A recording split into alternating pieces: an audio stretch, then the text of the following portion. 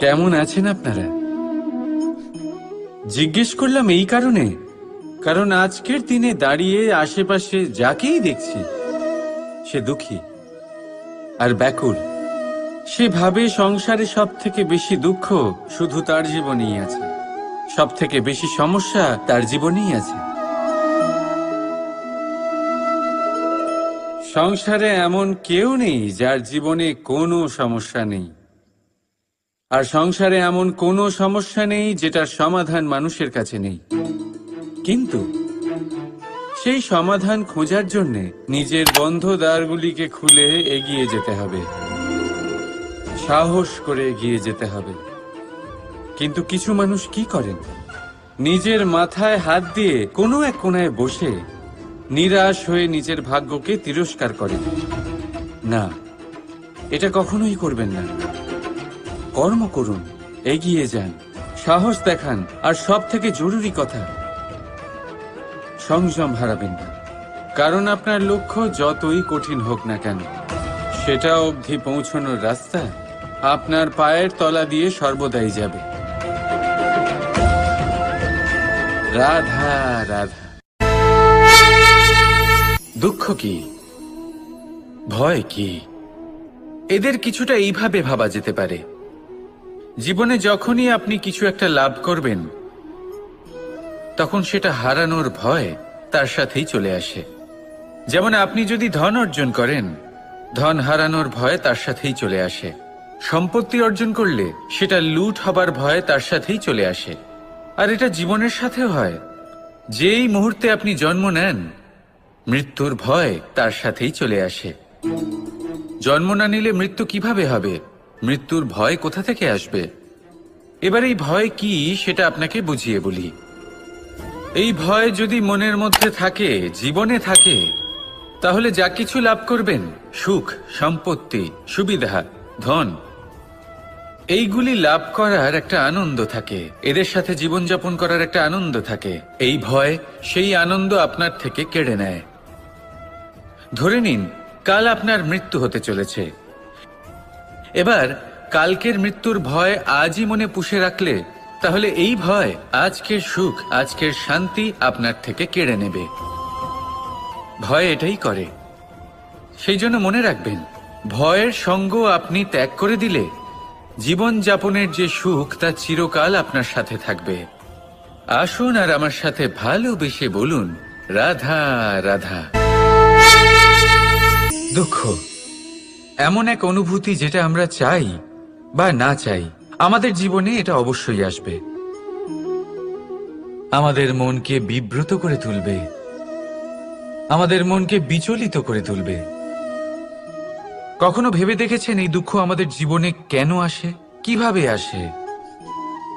যদি আপনি মন দিয়ে চিন্তা করেন, তাহলে আপনি বুঝতে পারবেন যে এই দুঃখের অনুভূতি পরিস্থিতির থেকে বেশি মানসিকতার থেকে বেশি আশেপাশের লোকজনের সাথে জড়িয়ে। কারণ আশেপাশের লোকজনেরাই আপনার জন্য পরিস্থিতি তৈরি করেন, যা ভালোও হতে পারে আবার খারাপও। আপনার আশেপাশের লোকজনেরাই আপনার মানসিকতাকে প্রভাবিত করে, হয় তাকে ভালো করে অথবা খারাপ করে।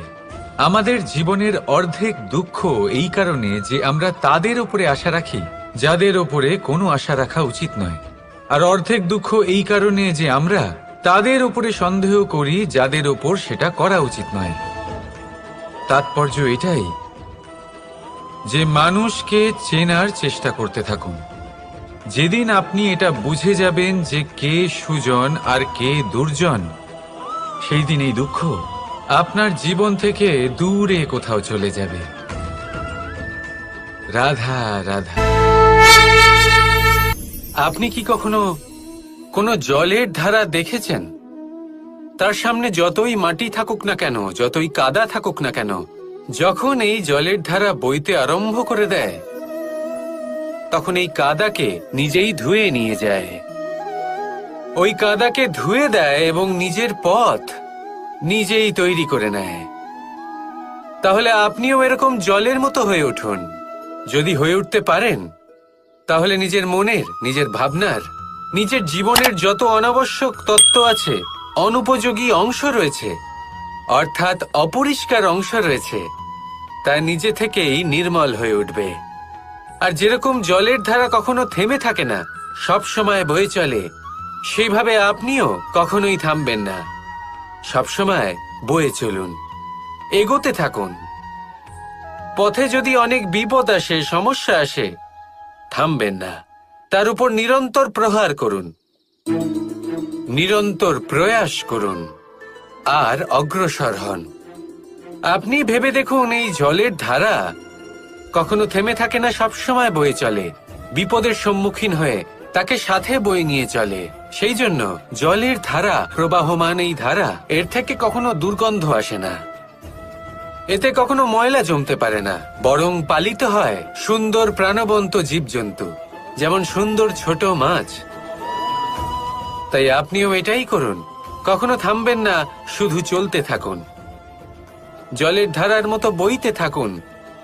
আপনি আপনার লক্ষ্য অবশ্যই খুঁজে পাবেন, আর তার সাথে নিজের অন্তরের যে মালিন্য রয়েছে তা আপনি নিজেই নিজের থেকে দূরে করে দেবেন।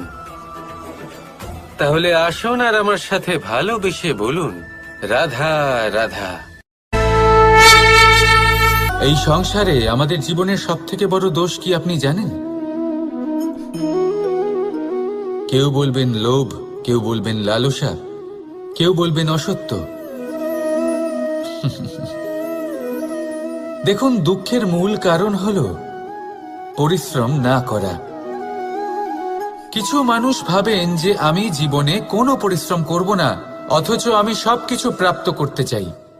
আর এমন এক কারণের জন্যই দূতের মতো খেলা আমাদের জীবনে প্রবেশ করার সুযোগ পায়। দূত, এই দূত আসলে কি?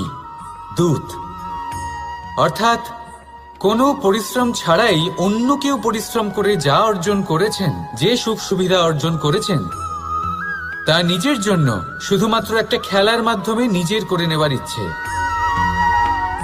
আর এই ইচ্ছে অত্যন্ত বিনাশকারী হতে পারে। এই ইচ্ছে যদি আপনার বিবেক, আপনার মন, আপনার চেতনা, আপনার ভাবনা প্রবাহিত করে ফেলে, তারপরে আপনি চেষ্টা করতে শুরু করে দেবেন, আর সেইখান থেকেই আপনার পতন শুরু হবে। এই চেষ্টা করবেন যে অন্য কারোর জীবনের সমস্ত ধন, তার সমস্ত জীবন সম্পূর্ণভাবে নিজের করে নেওয়ার। কারণ প্রথমে আশা জাগ্রত হয়, আর এই আশা হতাশায় পরিণত হতে সময় লাগে না। এই হতাশা কুণ্ঠায় পরিণত হতে সময় লাগে না, কুণ্ঠা লোভে পরিণত হতে সময় লাগে না, আর এই লোভ প্রতিশোধ স্পৃহাতে পরিণত হতে সময় লাগে না। আর যখন এই সব কিছু হয়, আপনি দুষ্ট হয়ে যান। আর সবাই জানেন যে প্রত্যেক দুষ্ট ব্যক্তির পতন হলো অবশ্যম্ভাবী।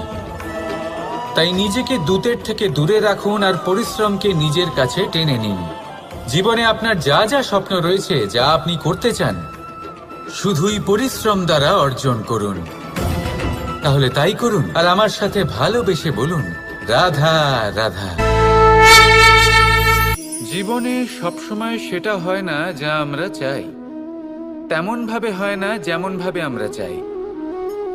এবার তাতে আমরা দুঃখ পাই, নিরাশ হয়ে পড়ি, ভাগ্যকে দোষ দিই অথবা অন্য কাউকে বা নিজেকে। কিন্তু সত্যটা কি, সেটা আমাদের জানতে হবে। এই সংসার নির্মিত হয়েছে পাহাড় দ্বারা এবং পাথর দ্বারা। তাই প্রত্যেক স্থানে ছোট ছোট ছোট ছোট নুড়ি পাথর তো অবশ্যই থাকবে, এগুলো এড়িয়ে যাওয়া সম্ভব নয়। আর এই কথাটা আমরা সকলে জানি। এবার এইভাবেই আমাদের জীবনে নানান রকমের সমস্যা লেগেই থাকে। এর হাত থেকে কোনোভাবেই নিস্তার পাওয়া সম্ভব নয়। একটা সমস্যা এড়াতে যান, দ্বিতীয় চলে আসবে, দ্বিতীয় সমস্যা এড়াতে যান, তৃতীয় চলে আসবে। কিন্তু সমস্যা জীবনে থাকবেই, আর আপনাকে সাহায্য করার জন্যই থাকবে কোনো না কোনো রূপে। আপনার চারপাশে পাথর আছে, এটা আপনার উপর নির্ভরশীল আপনি কি করবেন, কোন পথে অগ্রসর হবেন এবং কিভাবে অগ্রসর হবেন। এবার দেখুন, এটা তো সবসময় সম্ভব নয় যে আপনার পদতলে ফুলের চাদর থাকবে, এটা তো অসম্ভব। সেই জন্য উচিত এটাই হবে যে আপনি পাদুকা পরিধান করে জীবনে অগ্রসর হন। এর সারমর্ম এটাই, যখনই জীবনে সমস্যা আসবে দৃঢ় হয়ে সম্মুখীন হন এবং এটা বোঝার চেষ্টা করুন যে এই সমস্যা জীবনে কেন এলো, কি শিক্ষা দিয়ে গেল। আপনার মধ্যে দোষ অবশ্যই থাকবে, তাকে গুণে পরিবর্তিত করুন। এই জীবন আরো বেশি সহজ সরল হবে এবং প্রসন্ন হয়ে বলবে, রাধা রাধা। বিন্দু বিন্দু জলেই সাগর নির্মাণ হয়। এবার এই কথা আমরা সকলে জানি। আপনি কি এই কথাটা জানেন যে ছোট ছোট সুখের দ্বারাই বড় সুখ লাভ করা যায়? একজন বাবাকে দেখুন, সন্তানের জন্ম থেকে তার যুবক হওয়া পর্যন্ত তার সাথে ছোট ছোট সুখ যাপন করেন।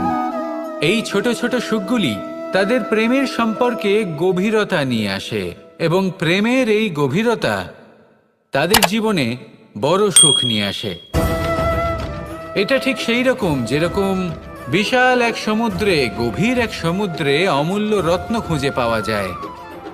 এটাও ঠিক সেই রকমই। সেই জন্য জীবনে বড় বড় সুখের খোঁজ করতে গিয়ে সময় নষ্ট করবেন না।